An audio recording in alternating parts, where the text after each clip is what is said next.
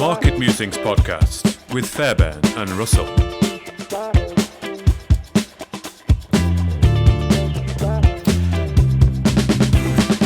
I'll look at the screen so I can see you.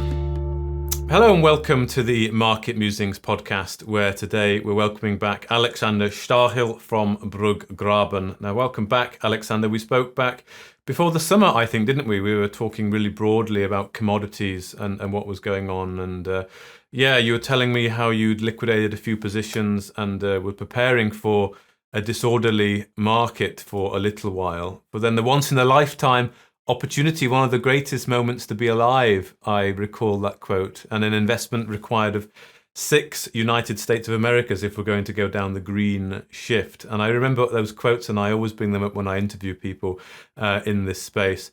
But today we're not actually going to be talking about commodities as such. I'm sure we'll be doing that again in the future, because of course you have your ear very close to the ground on all things commodities and fuel as well, gas and energy. And that is very topical as we're about to go into the winter, and people are perhaps just about starting to wake up to what might be coming down the track. Maybe not the general population yet. And I did do a podcast with a company who are looking to get hydrogen, develop hydrogen from economical means, so by hot springs in Iceland, for example, developing hydrogen. And he said that, and people will be very familiar with the TV series The Game of Thrones, he quoted a line from there saying, "Winter is coming, and there are a whole bunch of people who don't yet believe in White Walkers." So again, painting pretty a stark picture. So first of all, before we get into talking about energy and gas, electricity prices, that kind of thing, just let me know the kind of work you've been looking at, the kind of metrics you've been seeing over the past few months with regards specifically to the electricity market and the gas markets. Yeah, hi Mark. Thanks for having me back. Mark, we've done a lot of work in the last 6 months on electricity because we feel the epicenter of the European energy crisis is really electricity.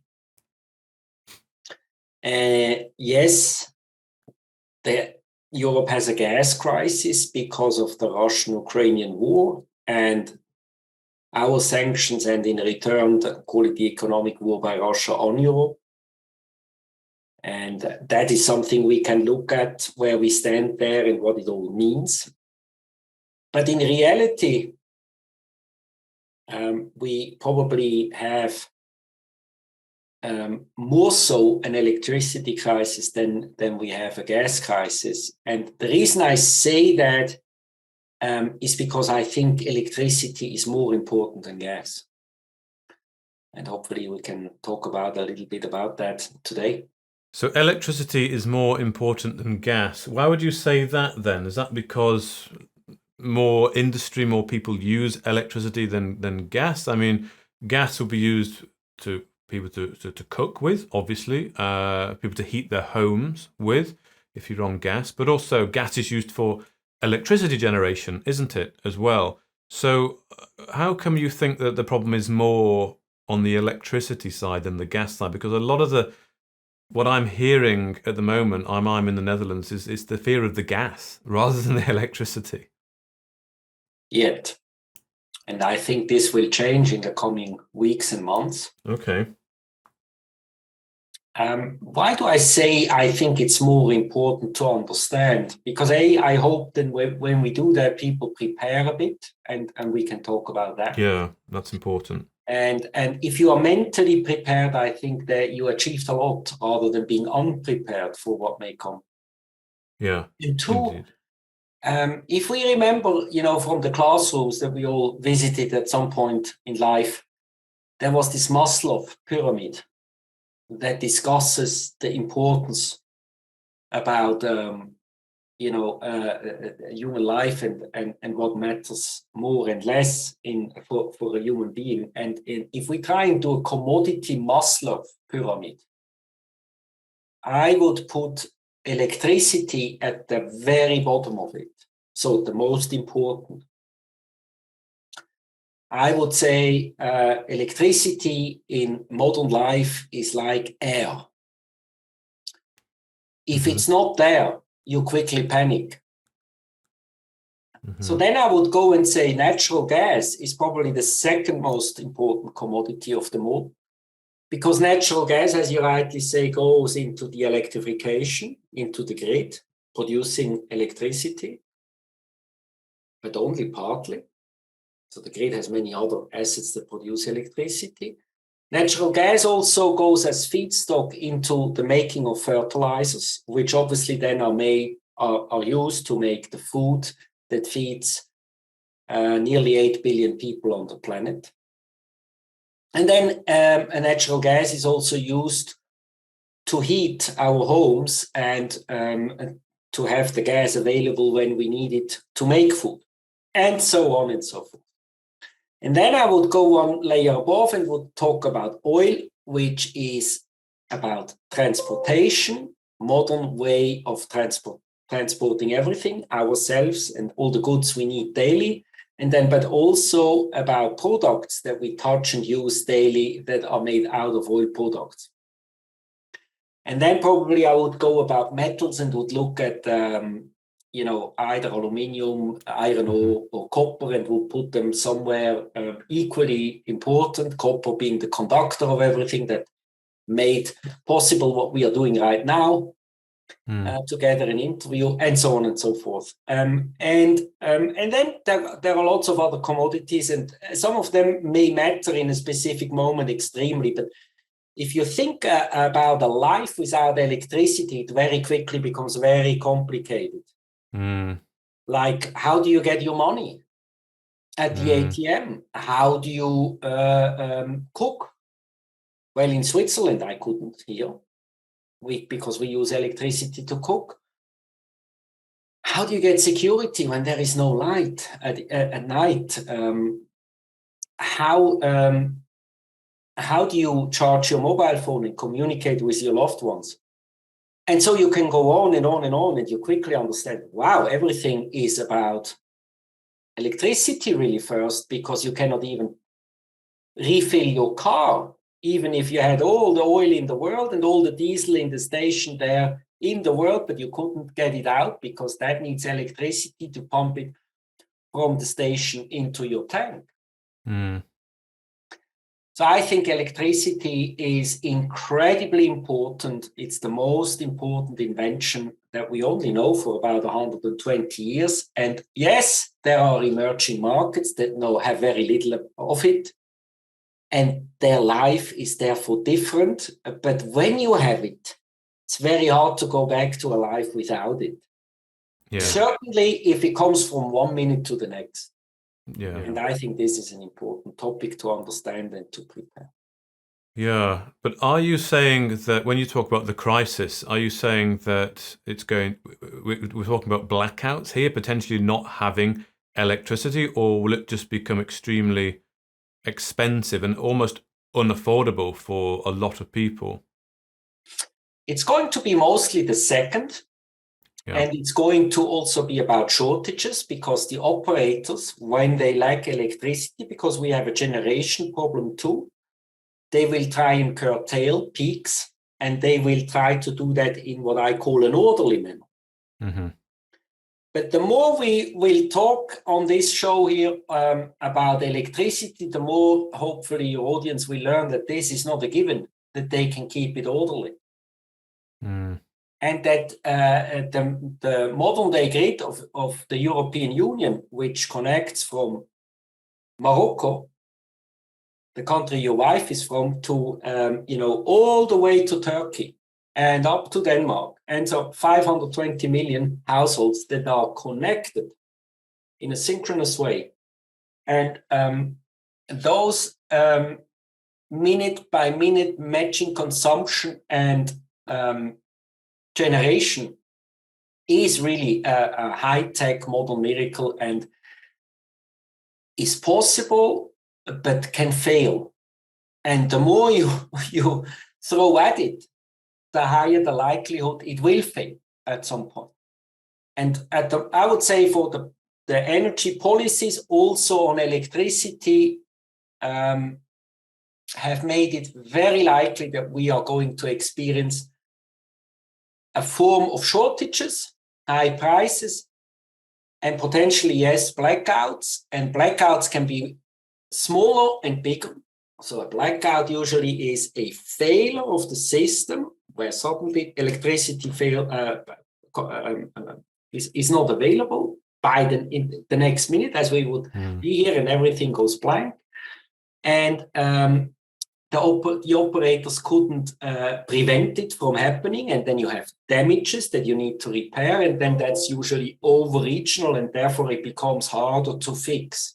The bigger a blackout, let's say we have a blackout from the Netherlands to as far as Romania, and one big blackout, applying to say 300 million households, that would be a very, very hard exercise to get back up. Yeah. We have never done it, so we cannot know exactly how hard, but there are experts that talk about that. We are not an expert for blackout, how to get the grid back up, but we listen to them and we take it very seriously. We understand that this is a serious matter. Mm-hmm.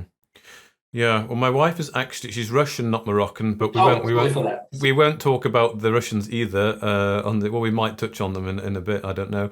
But so just thinking then, so if we are going to be talking about, because it's obviously a supply-demand issue, isn't it? That's why prices are going to go up, and of course blackouts would be where supply is lacking the demand that is there. Why are we in this situation then? Are we not able to generate enough electricity, and why would that be? Is that from the gas problem that we have, the shortage of gas?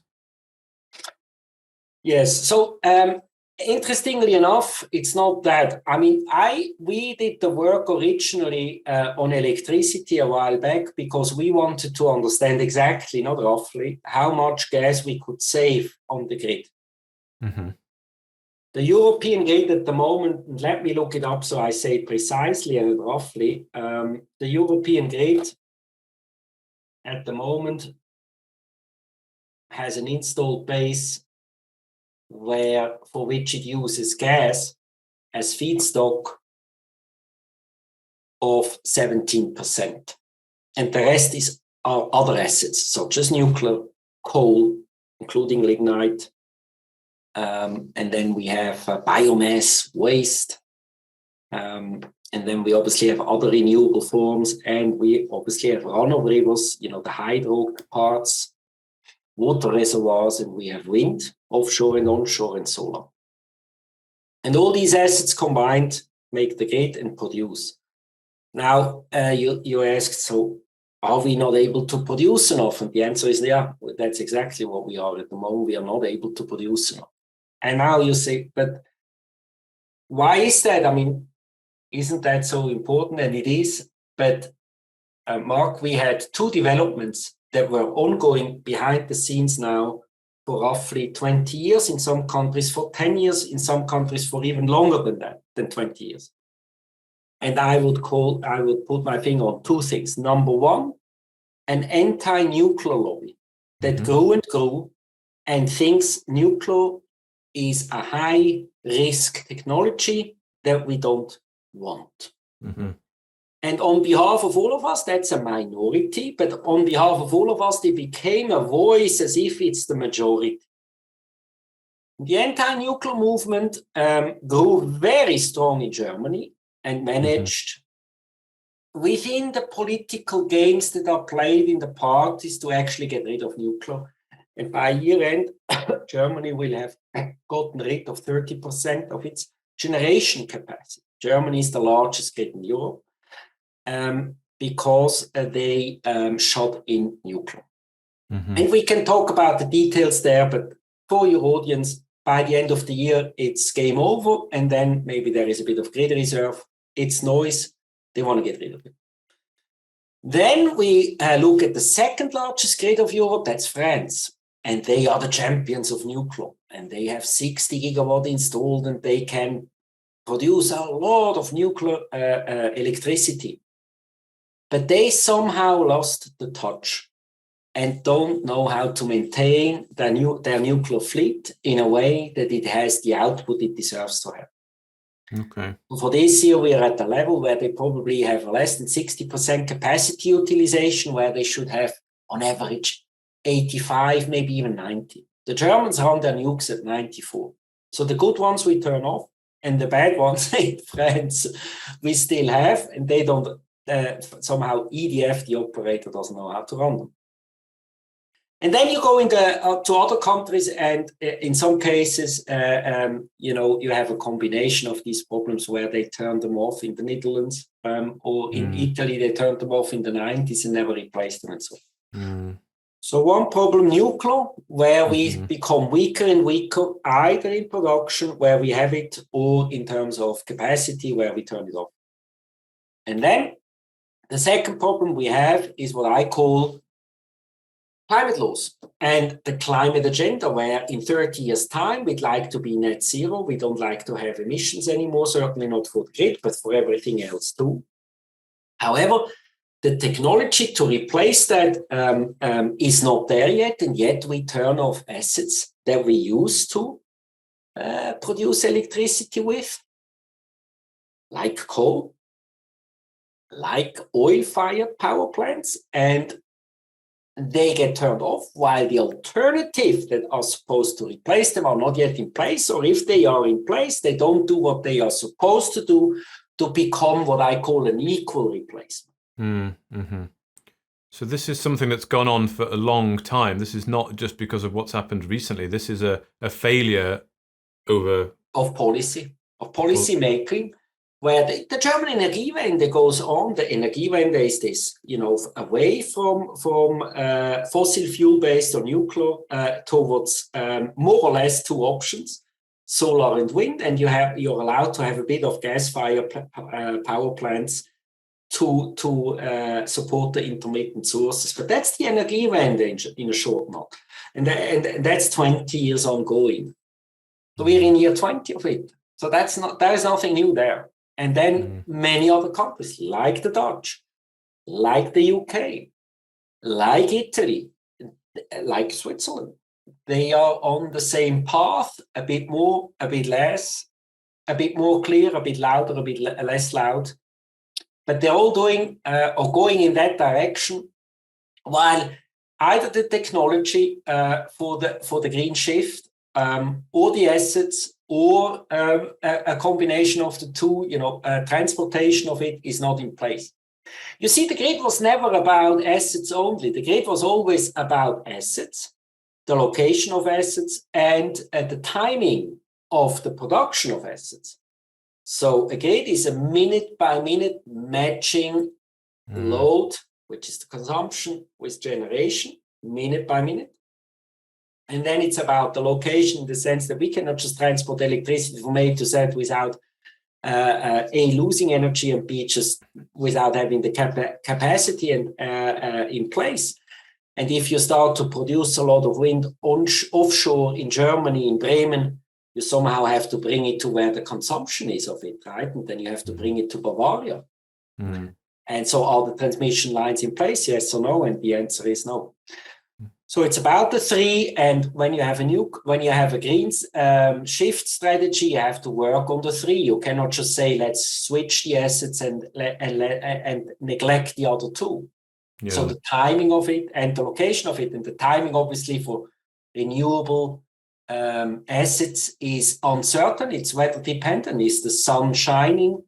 Is the wind blowing? Yes or no? While we don't have the storage, grid scale storage. I'm not talking, our mobile phones here storage. I'm talking grid scale storage to make sure that we can dispatch that energy when we need it.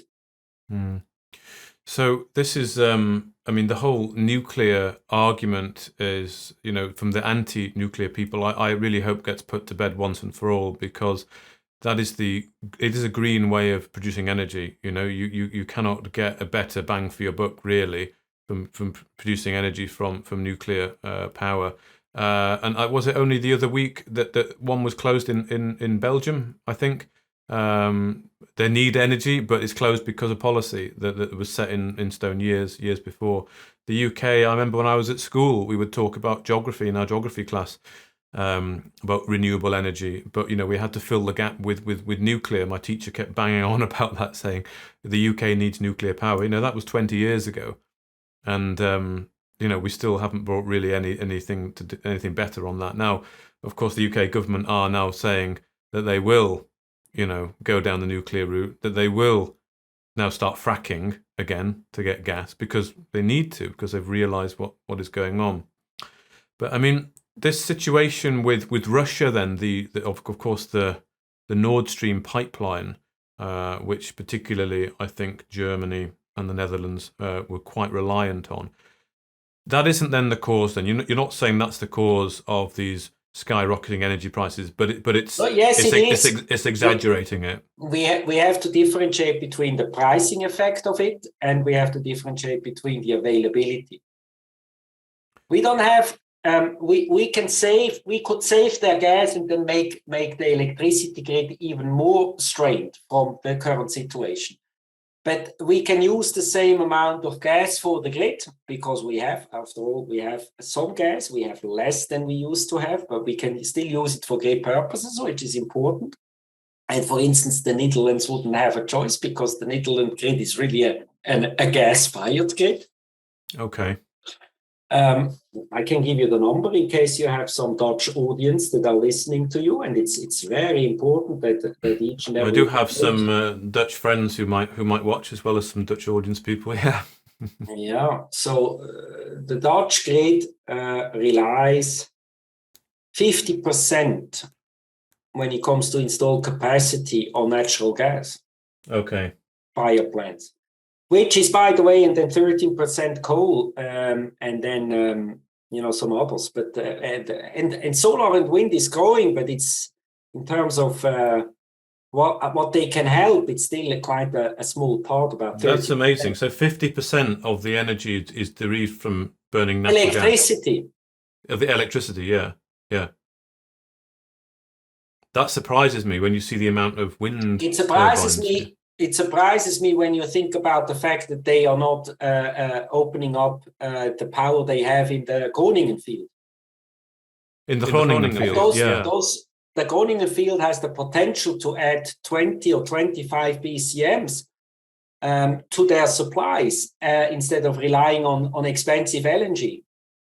Imagine what they could save there and how much electricity cost the Dutch could save if they would change that strategy, and they could absolutely do it. Yeah, I believe that the Dutch have a very special energy failure situation, which to me, as a rational person, is completely absurd. And whatever the problems are of the earthquakes, which go up as high as 3 on the Richter scale, which in Japan they would laugh about it. What you're even talking about, right? I mean, the Japanese regularly have a 6, right, and live on, and move on with it, right?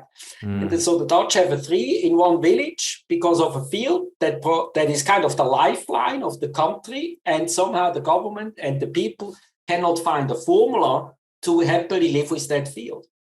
Either by moving some out, because we in Switzerland, we also have regions where we cannot live anymore where we used to live because of certain changes in nature, or because you just make sure that everyone gets compensated in a very, very fair manner and quick, so that everyone is not having to suffer about that financially. That should, of course, not be the case, but you have to have a formula there where it has to be clearly, there has to be more than just the failure of the government there to get things done. Obviously, there is, in my view, also a hidden agenda about getting rid of natural gas or fossil fuels, because the Dutch have a very green soul. That's all nice and fine, but let's see how that all evolves when they start to understand the consequences of their making. Yeah, indeed. That Groningen field, I was told about that the other day by someone who actually is an entrepreneur who started a energy company only a couple of years ago. Dynamic energy pricing, so it almost changes every day. This model that they're using called Frank Energy, and I asked him about blackouts because he's obviously sees what's going on daily with the prices of energy, and he says, I don't think we will get to that point here because there is that Groningen gas field that we can exploit if we absolutely need to. So I would hope that would happen if we actually did get to that point. But one of the things he did how say, much which further do we need to get? My question to you would be, how probably bad is this already? we have what already? You say, if they really need to, right? How much more need do we need in order for people to get on? Yeah, well, how much more do we need? Well, that brings me prices on. are sky high, electricity, gas, everything. The governments have to subsidize. They have to make additional debt to the point where they all don't know how to finance it anymore, and people really start to suffer this with. How much more of an emergency? Well, I agree. I can see it. You can see it. I don't know if the government can see it. I don't know if your average person on the street sees it. People are now starting to get their renewal quotes, if you like, from the energy companies 10 times what they were, like €20 per month, now like 200 or over €200 per month. So people are now starting to see it happen. They won't feel the pinch for a little while. I think it's got to get quite a bit worse, I'm afraid to say, almost to the point where there is like civil unrest, which I think probably could happen. And you might start seeing, the chap I was talking to, he painted a pretty stark picture, saying that we could see some of the big energy companies, I think it's Eneco over here in the Netherlands, actually going under. Because I tell you what, they're not taking on new contracts because they're scared. They want to flatline their portfolio. They don't want new customers because they do not know how to price it. They're not publishing their prices because they do not know what's going to happen. This could be, I don't know, Lehman Brothers, but in the energy sector. I don't know. It's already happening, right? This is already happening in Germany, where one utility after the other needs a bailout from the state and nationalization. We had already 3 announcements in Germany alone, and one after the other lines up to do the same. Why? Because they didn't got delivered the gas from Russia they were supposed to, and then they had to buy it much, much more expensive in the market, while at the same time, clients still had a contract where they had to deliver the gas cheaper than what they had to buy it for in the market. So the difference immediately puts them into insolvency. Yeah, exactly. No, it's a bad situation. We were talking before, weren't we, about how these prices can spiral out of control. You talked about a potential short squeeze happening in the energy market. Well, we're in there. So if certain utilities have, for the years, over decades, tried to de-risk the business in a way that they would what is called in English, hedge out the position in the winter months to come, to make absolutely sure that the electricity or the gas they deliver in 3 months' time, they know exactly the profit they are going to have. And so you usually do that with a swap, where you exactly take the volume and then you swap out, so to speak, the revenue side that you are going to make from delivering those molecules in 3 months' time. Now, the problem is, what happened is that the prices for these electricity months ahead have gone up drastically, much, much more than expected, than ever seen, ever in the history of Europe. And so now suddenly the banks call them and say, by the way, you have this swap rate there, which actually doesn't cost you much and usually only have a collateral of 2% as a security for us as a bank, that we know that you're going to come up with the money when you need it. And they usually say, we don't need to pay it now, we pay it in 3 months when we sold the electricity, don't worry. And then we get our revenues, then we pay the bank.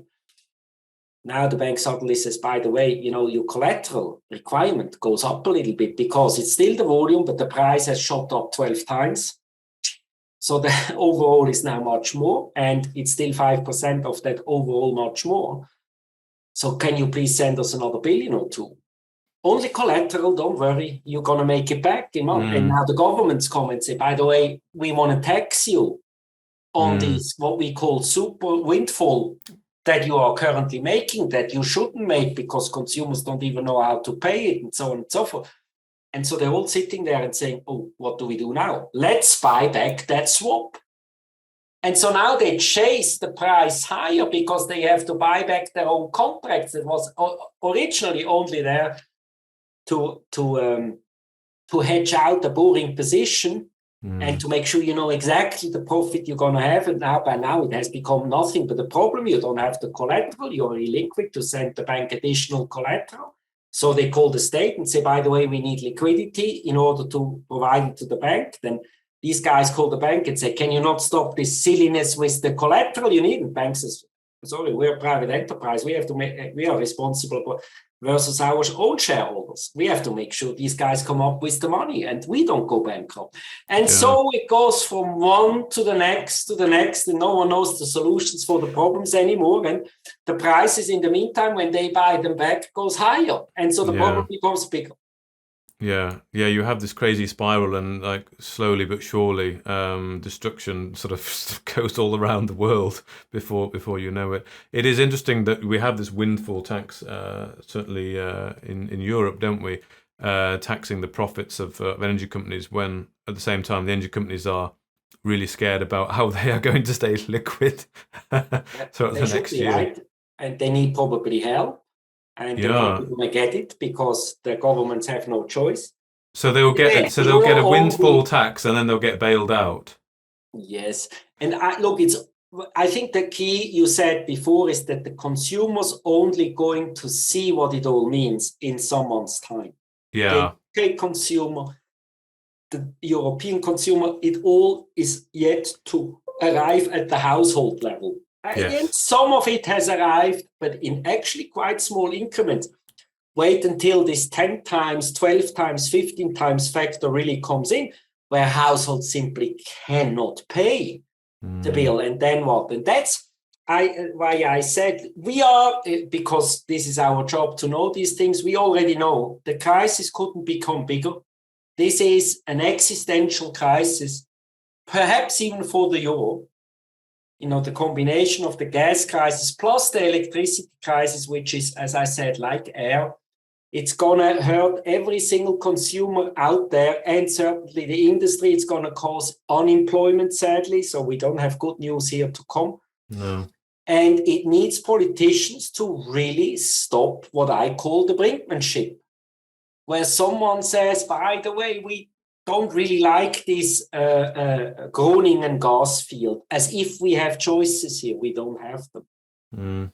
We need to bring on, as you rightly said, everything that we have in order to quickly get those prices back under control.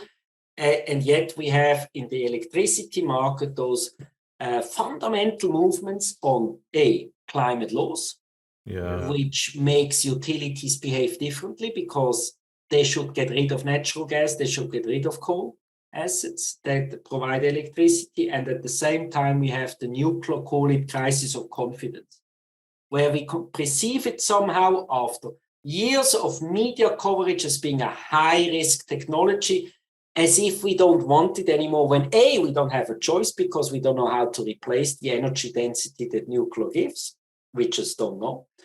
And B, we don't have choices because now with the situation in Russia, our energy options have reduced. And certainly on the natural gas side, which in a way we want to get rid of this 17% natural gas price electricity, which causes the entire electricity price to go up. And so you actually want to get rid of natural gas as a source of electricity. But we cannot, because we don't have the choices. And this is the big disaster that we created, that it has been in the making for 15 years, where we pretended or were told we can do an Energiewende that we actually not ready yet to do. Yeah.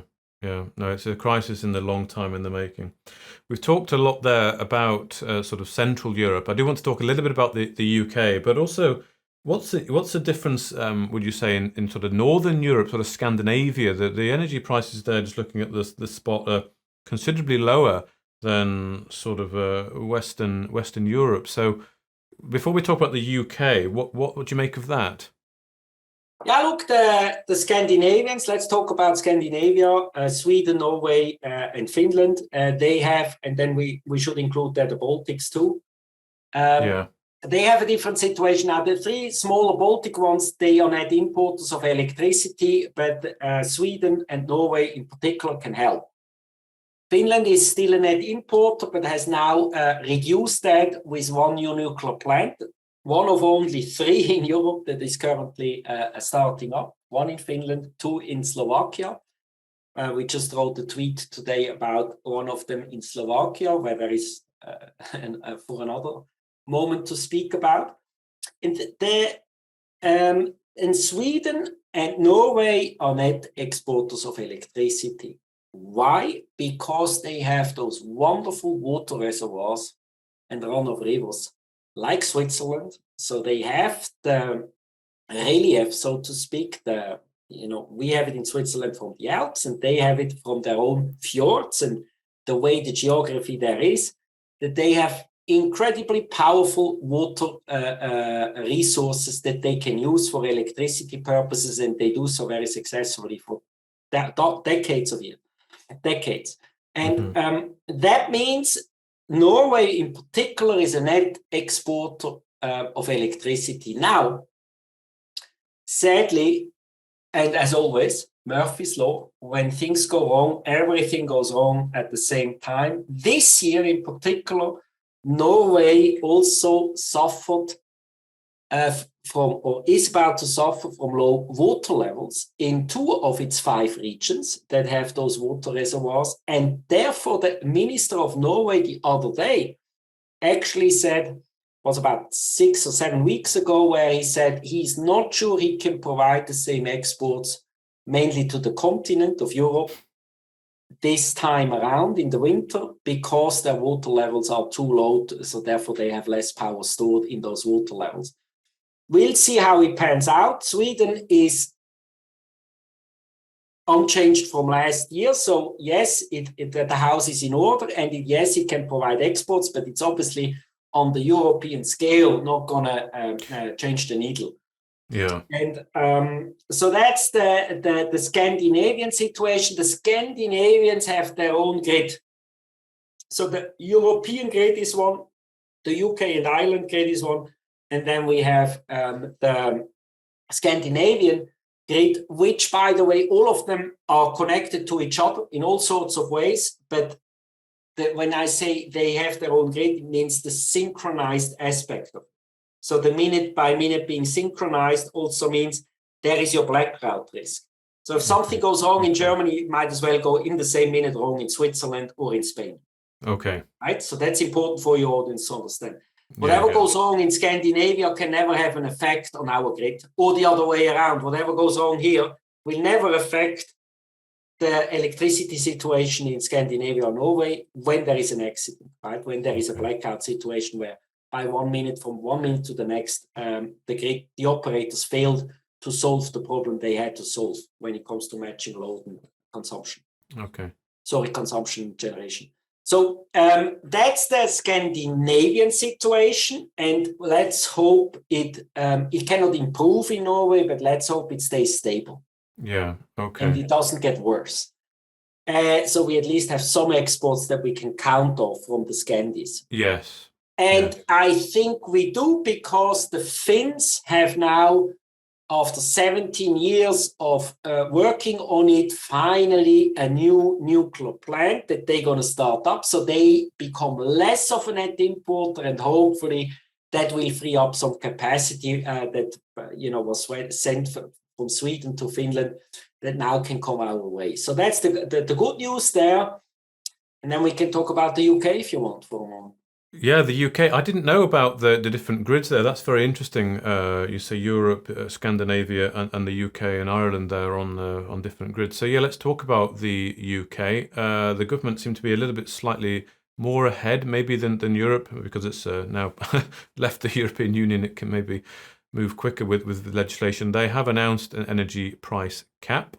They are starting to frack again to get gas. But something interesting I read on one of your tweets was, and I checked it on the data there, that the UK only has, even at 100% capacity, 100% storage, the UK only has 4 days of gas. So it needs inflows. So what's the situation in UK, do you think, for the moment? Okay, let's do gas and then let's talk electricity in that connection. So the UK is the third largest consumer of natural gas in Europe. Okay. It can afford so because it has two things going for it. Number one, it has its own production, which covers about half the gas needs in the UK from the North Sea mainly. And then it also has pipeline systems directly going from Norway into the UK. So Norway obviously delivers also a large part into the continent, but it also directly delivers into the UK. So that's going for the UK. And then it has LNG terminals, which are quite potent. They can become even better, and they should become these regasification terminals bigger. But the UK there has the third leg, so to speak, where it imports gas from. So it was never about Russia. So in that sense, it's less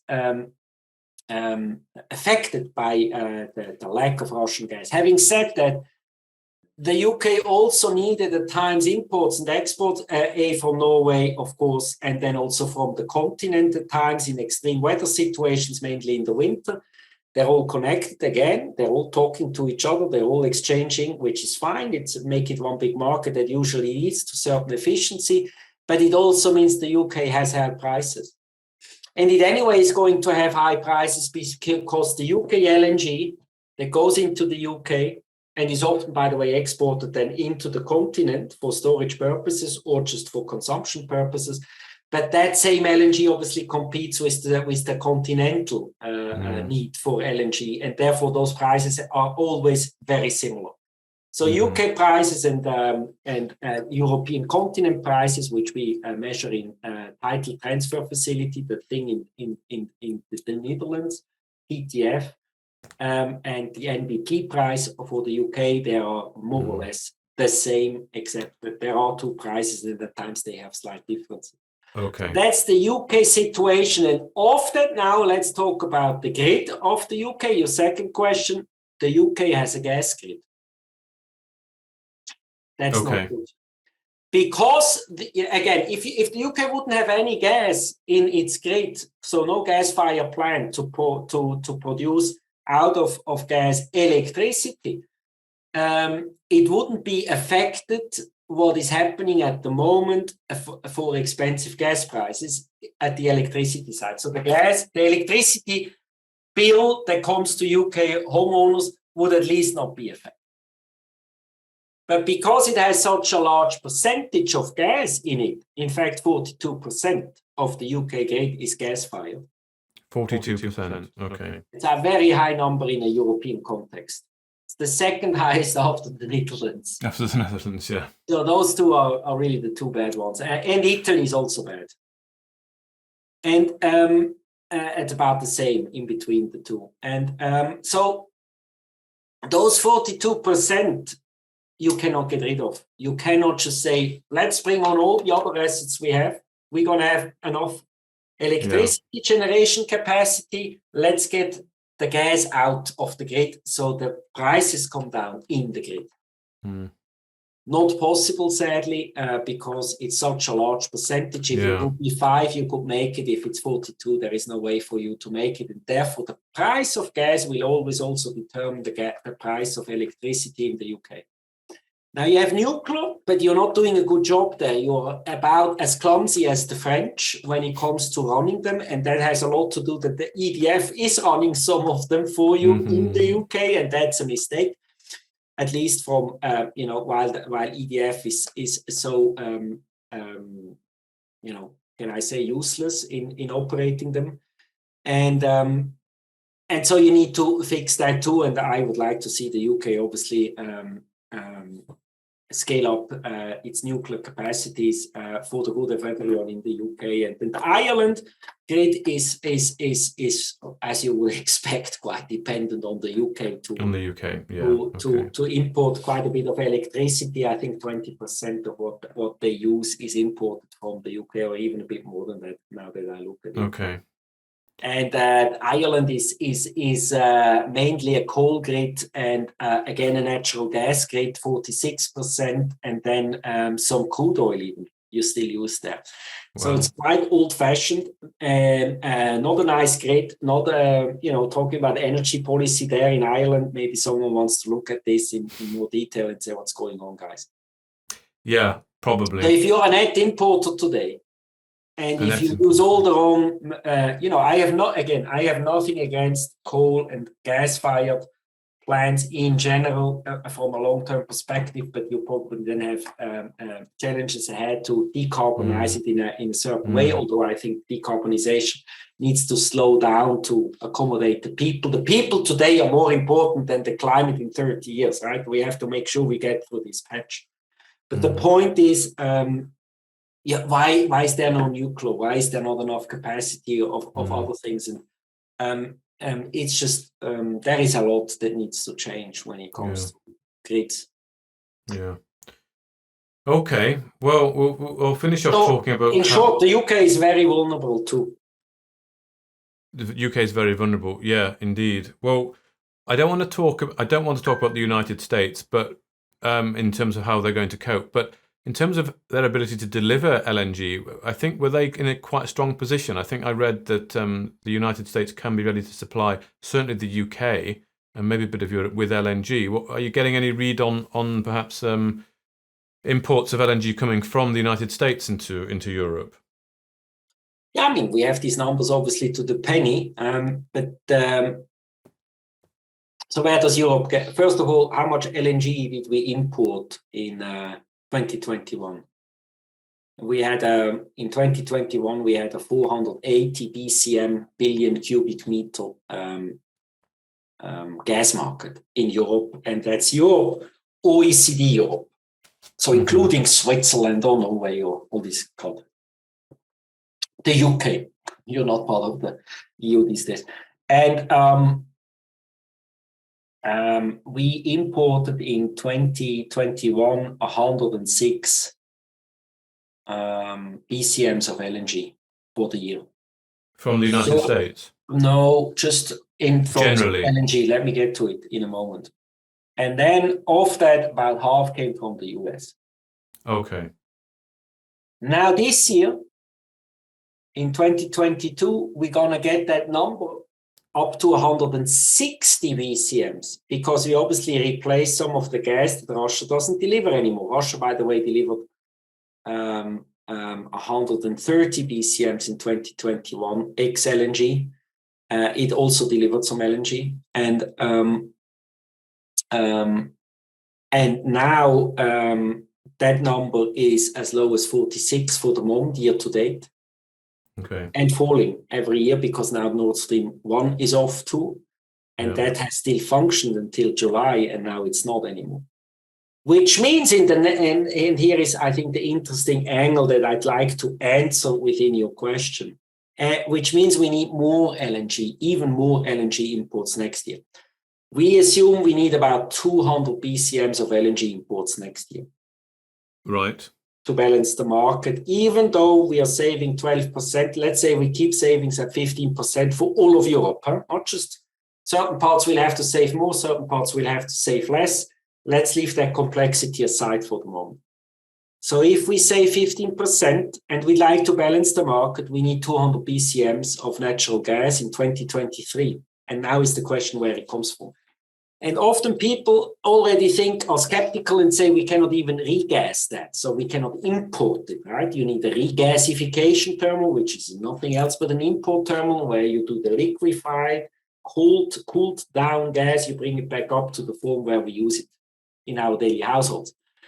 And that capacity, in my view, is going to be there. And while it wasn't all at the right places, we are improving a lot, certainly in the Netherlands, in Germany, and so on, to get it in place by January, December. Some of it is already in place now in the Netherlands newly.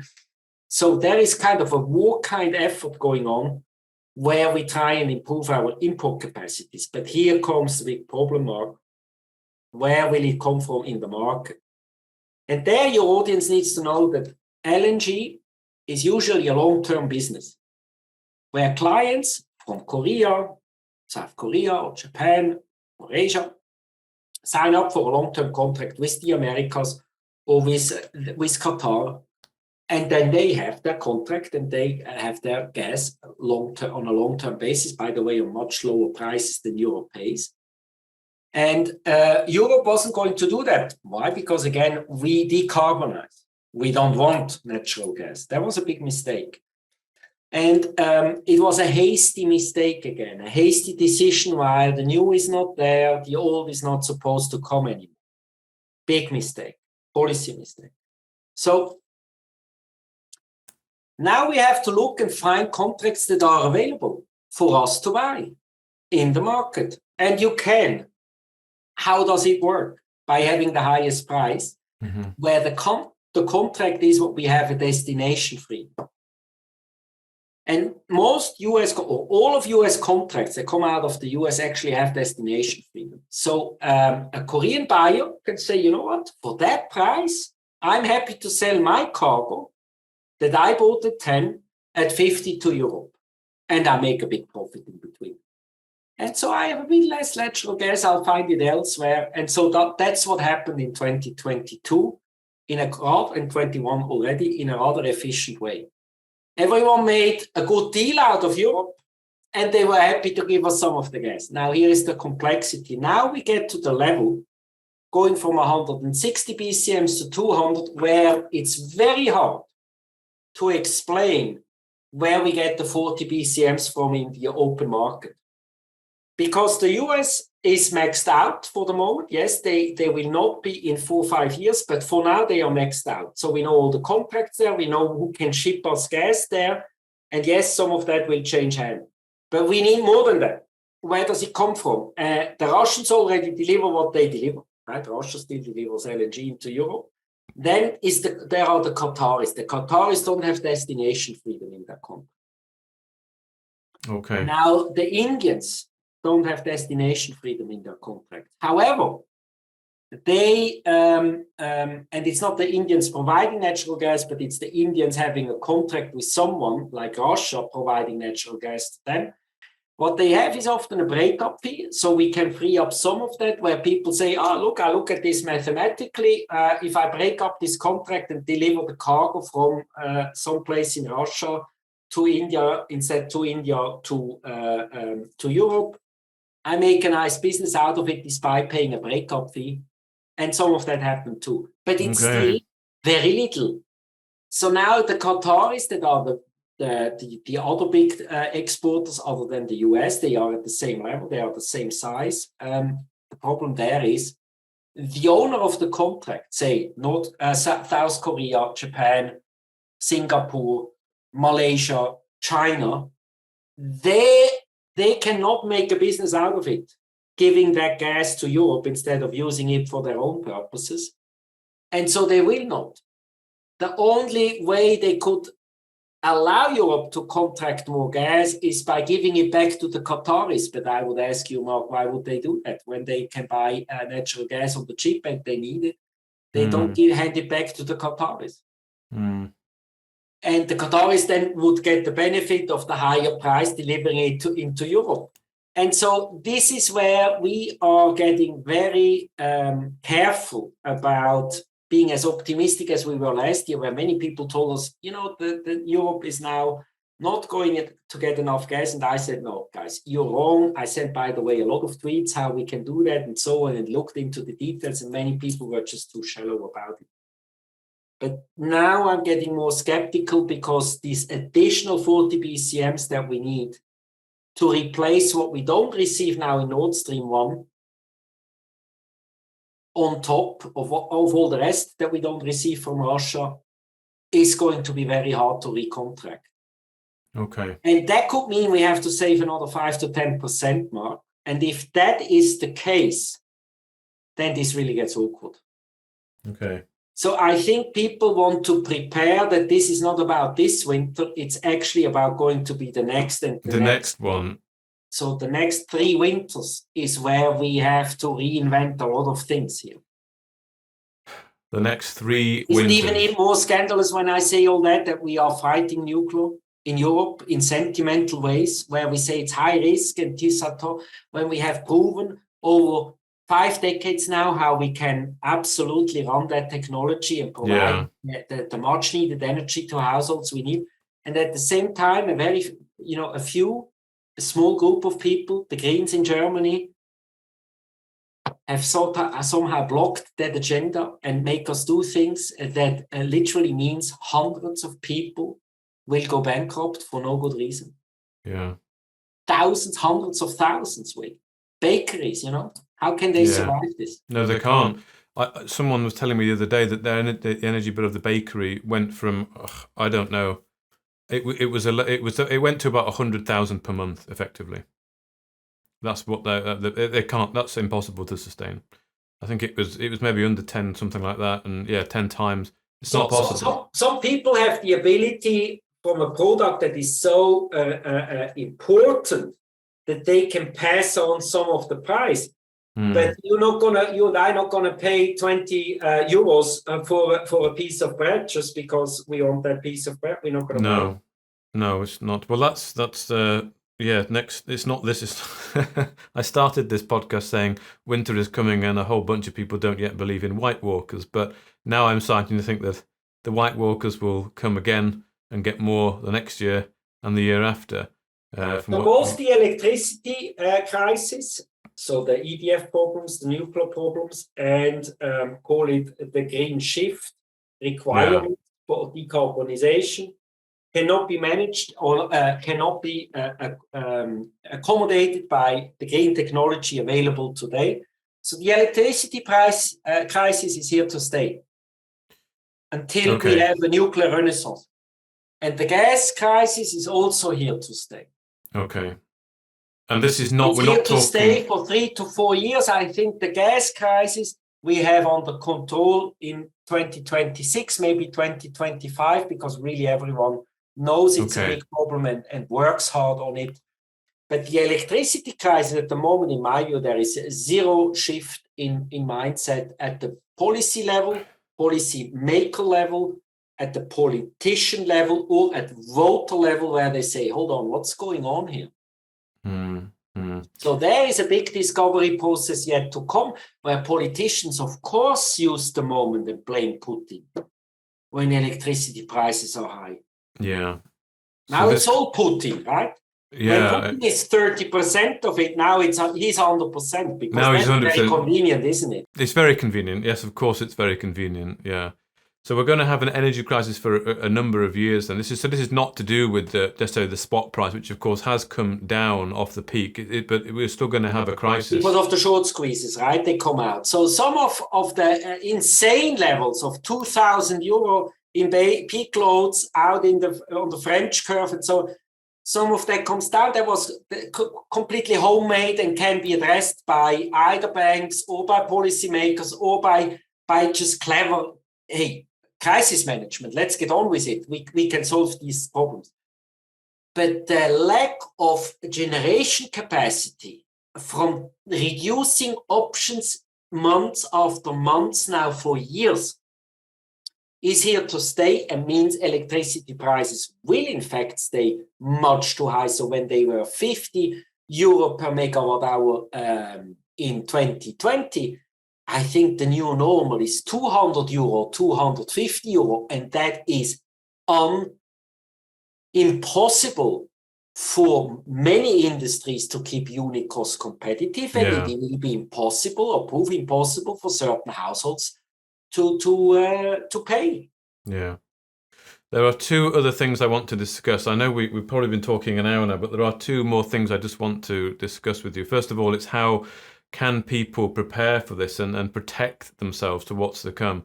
And maybe more of a wider discussion. We can maybe do a podcast on this, on sort of the economy. But if we're talking about lots and lots of liquidations, many redundancies, that is extremely bad, obviously, for the markets, for the economy. But there's probably a wider discussion that we could have. But maybe if you've got a few thoughts on that now, and then really what people can do in the immediate term, and then for the next sort of 2 years, what have you, to weather this storm that we're going to go through. I try. obviously not my role. We run a hedge fund, but let me try and make sense somehow the bad news and put them in context. So what I would recommend, first of all, is to really follow people like us, to read up and be informed, because when you start to accept what is coming, I think you achieved 50% of what you need to achieve. If you still think this is just a fluke, this is going away, come March, everything is back fine, back normal, you're going with the wrong mentality at the big structural problem. So I think acceptance is an important message that I'd like to pass on to everyone. Then two, I would say, and this sounds dramatic, but it's actually not so dramatic, but I think this is irresponsible of me to pass it on in that sense. People not just should assume certain shortages, but in a grid, when you have these situations accumulating, a blackout is a possibility. And while we have very capable operators, they often have a reaction time of less than a minute. And so how can you expect them to throw every problem at them every minute, all the time, more and more, and that they always keep it together? At some point, something will happen, will go wrong. And where that ever will be, people are best off to then say, okay, let me understand what a blackout is. Let me read up. In the internet is full of information. What can I do myself? So you keep some money at home, cash, because you cannot get it out of the ATM. You make sure you have food storage there that for 2 or even 3 weeks that you are completely comfortable to have a nice family life and not suddenly be distressed because you don't have food, because you cannot go to the next store nearby as you do now for years every single day because it's just not open. And then you start to go through that and make sure you have the water in place and so on. So we are no blackout advisory experts, but these are the kind of things you want to read up about. So you're prepared mentally there. And again, the blackout obviously will come in January, February, March. And if it hasn't come, then it could come again next year or the year after, because again, problems don't go away, but it's a winter thing. It will not happen in the summer or in the months where we don't need as much electricity as we do in the winter. And then thirdly, and that's would be my hope, is to start to rethink what really matters and why.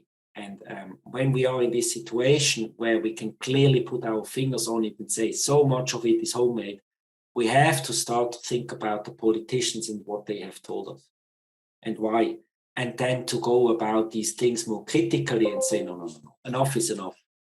You know, the world is not going to burn in 30 years. And in the meantime, I cannot go bankrupt and I don't want to go up miserably in Europe. What is this? I mean, we absolutely need cheap energy. And then let's go about that in a scientific way and not in an ideological way where we exclude all sorts of technology that is out there in the market only because a few dictate it so. I mean, who is to say that coal doesn't work if we do carbon capture? Why is that technology excluded when it's the cheapest? Why is nuclear such a high-risk technology? Is that really true? Is this really scientific? And who pays the insurance cost of the blackout when it arrives? And what are the costs there? Why is this never balanced out, you know, like a formula rather than just one extreme where everyone says potential climate damage in 30 years, as if it comes in 30 years on day one, right? It's a process that takes hundreds of years. And yes, it's there and we want to work on it, but we don't want to work in a way without us destroying ourselves and destroying our wealth and our accomplishments for the last 50 years that 3 generations accomplished for us. We just throw it all away on one narrative, which is climate change. And without allowing technology to actually work on the problem. Just because a few politicians say, no, we can only build wind farm and solar. Sorry, all the rest we don't want. And then that cannot help because it just doesn't have the capacity or cannot match the grid in terms of timing or location. Because again, it's not just about the asset and the emissions of the asset. So I would really enjoy when people start to read up on these things in serious ways. And instead of looking at it where there is a lot of misinformation out there, and there is a lot of lobbying out there. And you want to go about the scientific books where you really get a fair picture, or follow us, and then from time to time we mention books and so on, so that people become their own, the owners again of the understanding, rather than being manipulated, and then we are running in the wrong direction. We have to change, Mark. We have to change our policies, and if we don't do, these problems don't go away. They don't resolve themselves. Okay, so, well, thank you for that. Will you be stocking up your pantry? I will, yeah. I'll do that. I just sadly, Switzerland is also in a strong winter, is also a net importer, and I'm Germany providing it to us. The French have their problems. So Switzerland, the Swiss grid is warning about it, of shortages of electricity now. Yeah, I heard that. Yeah, I heard they were already. I have to say that we made mistakes, but at least the authorities are very open about it. Because in this direct democracy, you don't get away with it. So the Swiss grid was warning as the authority of the grid. Then every politician now at its level is clearly talking about it and how do we address it and so on. So we're in a process of adjustment, but we are the direct democracy, and people, they're not going to take it from the politicians if they don't. No. What about? Are you going to buy a little generator just in case? No, I don't do that. I don't think that's the solution. I think I make sure I have gas availability so I can cook. Okay. Because everything is electricity where I live, in my household. So I need to make sure I can warm up things. Yeah, sure. And then I organize the rest, the information. I want to have a radio that can receive the transmission, so I know. But again, I'm not obsessed about these things. I hope it's not going to get bad. But why would I be lazy with all my information I have? Not to prepare myself, not to make this the most awkward experience, or even, a matter of life and death for myself or my family.